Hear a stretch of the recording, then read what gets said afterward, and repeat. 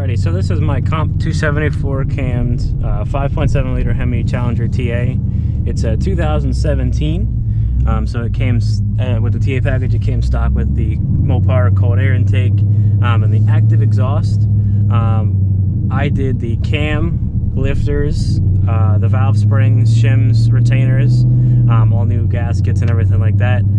It's got Cook's long tube headers with high flow catalytic converters. And I did a muffler delete, and I still have the resonators. I think it sounds amazing, especially the idle and the startup. It's a little loud. I think the up in the RPM range too, like when I'm getting on the highway, it's a tad loud. So I might be getting an AWE exhaust. I haven't really decided on that yet. A lot of people say they love the sound, how it is, and I should just leave it like that. So I don't know. With the windows up and everything like that, cruising, it actually sounds pretty good. It's like you can still have a conversation with somebody. You can hear your passenger. You can listen to the radio. And then when you put your foot down, it gets loud as fuck. I also did the 309 limited slip differential in the back. Huge upgrade. I don't know why these cars ever came with an open diff, but limited slip is huge. I mean, it does better burnouts. It's better off the line. It does better on turning. I mean, it's just better in every way. And it was only like a $700 upgrade. I installed it myself. So, you know, if you don't install it yourself, probably another 200 bucks. Well worth it. Another complaint I had about this car from the factory is the brakes. The stock brakes are I think too small for a vehicle of this size. They work, but once you start adding power and stuff like that, you start going faster. You're going to want to get some better brakes. So I did the Willwood brake upgrade. A lot of people are looking for upgrades on their RT brakes. A lot of people want to go to the Brembos that the Scat Packs have and stuff, but unfortunately, to do those, you have to change the knuckles and the spindles and all that kind of stuff. It's a lot of work. You basically have to change, you know, everything to do with where your brakes go. The Willwood is essentially a bolt-on. I basically just took the stock brakes off, put the new ones on. All I had to change was the lines, the brackets, the calipers, and the rotors. Much easier than changing the knuckles and the spindles. There's 6 piston in the front, 4 piston in the rear. The rear is also the 15-inch conversion kit, so if I wanted to go that small, I could. The rear kit was a little weird. The caliper doesn't like fully cover the rotor, but it covers it, you know, 99%. So it's good enough. It's just that little line of rust, it looks gross. But function over form, you know, I'm building this car to race in. I'm glad that it looks great, but it's a race car. I want it to race. So, you know, I could deal with a little line of rust on it. It doesn't have to be perfect. And like I said, I'm just on the highway cruising, and it's pretty calm. Like I said, I could talk to my passenger. I could listen to the radio. Little, you know what I mean? I can't even. It's not that loud outside. It's not that bad. A lot of people are looking for cams to put in their 5.7, and I always usually recommend the 274. I love the 274 if you don't want to go for a custom grind. It made 425 horsepower, 409 wheel torque off of High Horse Performance's dyno. Josh tuned it from HHP. He did a great job on it. These cams are notoriously hard to tune, so it took him a lot of time to tune it. But I'm glad I gave it to him. He did a good job. Got a lot of power of it. For a cam, headers 5.7, 425, 409 is on the higher end from what I've seen.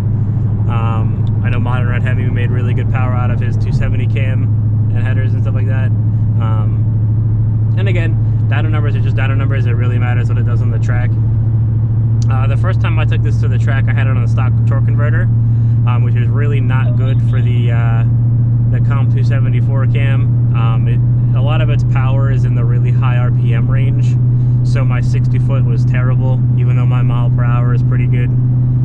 So I switched out the converter. I have a Pro Torque 2800 to 3000 stall now, and so far it's much. I haven't had it to the track yet, but I have to say so far it's much better. I can launch at a much higher RPM. The car feels a lot happier. It chops a lot more because it's not constantly riding up on the converter. So if you do the Comp 274 cam, I highly recommend also getting a torque converter with it, because it makes a huge difference. The first time I had it at the track, it did do 1244 at 112 on the stock converter. that was with a radial on the back and the 20s on the front. Now that I have the converter in and I have a new set of lighter wheels, I got Forge Star drag racing wheels, I got D5s, and I have skinnies. That's a pretty ZL1 over there. That was an SS. Oops. And now that I have the skinnies in the converter, I expect the car will break into the 11-second range.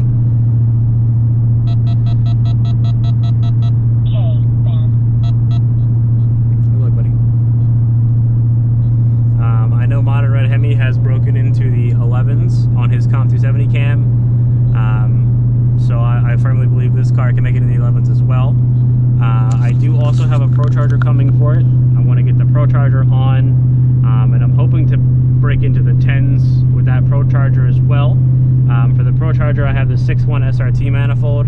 A lot of people like the 6.4 manifold, but I think the main benefit of that 6.4 manifold is the active runners, and you don't really want the active runners when you're running boost. So I went ahead with the 6.1. And the aluminum is a lot stronger. I know there's a lot of heat soaking, so I'm going to have to really work on keeping the car cool. I'm probably going to bring some fans with me to events and stuff like that just to keep everything cooled down, because I know depending on where we mount the Pro Charger, that also might be prone to heat soaking along with the intake, so I might have some issues to work out with that. Maybe remount where the Pro Charger intake is, because this is the TA. It did come stock where the airbox has the hole for the Hellcat intake, like the headlight is a hole for air, so I can add I want to try to mount the Pro Charger filter there just for the maximum amount of cold air to come in. You know, we'll see what happens when we get there. On the stock bottom end, I'm only going to be running maybe 6 to 8 pounds of boost. I'm also going to do injectors, fuel pump.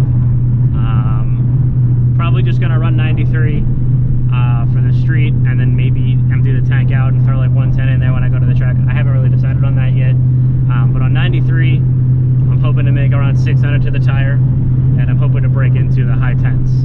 That's the goal. And then I haven't really decided whether I want to build the 5.7.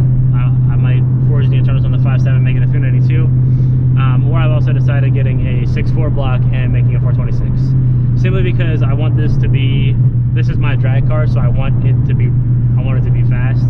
And the 392 strokers are great and all, but I feel like a 426 just has a much higher ceiling, or even a 404.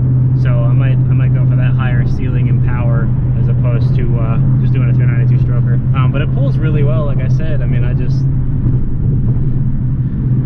a lot of what this car needed was on the top end, and this cam really gives you that along with the long tubes. I raced my friend's RT. He's just got a stock Charger RT. Well, actually not stock, it's got long tube headers. And we're pretty close off the rip, but as soon as we get to that top end, I'm just pulling on him. And I've raced a couple of 392s that I've kept up with. I raced a 392 from a dig at Cecil, and he definitely beat me. But I also think that with the converter and the long tubes, it'd have been a much better run. I feel like with the converter and the long tubes, I could definitely keep up with 392s from digs. I'm excited to see what the car does this season. Like I said, the converter and the drag pack ought to pick up my ET a lot. So I am going to be hitting the track this year, and I want to have the Pro Charger on by the end of the year as well, before the tracks start to close up again, and see what we can do with that. I'm hoping to have a lot of success and hit the goals that I want. And I also just want to keep everyone else informed on the modifications I'm doing, so that you guys can make more informed decisions on what you do to your 5.7, or if I end up going to a 6.4, what you end up doing to your 6.4. I really love the Mopars. The modern Mopars, really huge into the scene, really like helping people make their cars fast. I love the sound of big cam V8s, so that was a huge push towards me getting this cam, was just the way that it sounded. I completely understand the appeal of the Comp 270 cam. It doesn't have as much chop, but it's got a wider power band for the 5.7. Like the 274, it'll still make power all the way up to 7,000 RPM. You're not going to spin your 5.7 that high. Mine goes to like 6,500 on when I'm, full throttle. You could try taking it to 7,000. I really wouldn't. The cam will do it. I just don't know if your engine internals will hold up to that kind of RPM. So I'm really hoping the forced induction will push me over the line I want to get into the 10s on a stock bottom and 5.7, and then we'll look into either building the 5.7 or getting a 6.4 and building that. I'm going to keep the same car. It's just going to change the engine. Changing the transmission as well. The 8HP 70 that comes in the 392s and the RTs, it's a good trans, but once you get above 600 to 700 wheel horsepower is when they start to reach their limit, and they have a built-in torque limiter that you really can't get around. The 8HP 70 has been what my tuner recommended me. That's the transmission that comes in the Hellcats, the Demons, the Red Eyes, and stuff like that. My tuner has been 880s on his bone stock Hellcat trans. So that should be more than enough for what I need, and if I ever need to get that built, I can. I've also thought about going to the Turbo 400, but I like driving my cars on the street. I think like the whole purpose of a car is to be able to drive it on the street as well. I think that it's not the same if I could only drive this car on the track. It would just lose a lot of fun for me. So I think the 3-speed might be too little. I don't really want to be on the highway $3 grand. So maybe if I get super serious into it and this is just a track only car that I only take to shows and stuff like that, then I will go to the G400. But I think the 8-speed might be better for what I'm looking to do. So that's probably the route I'm going to take.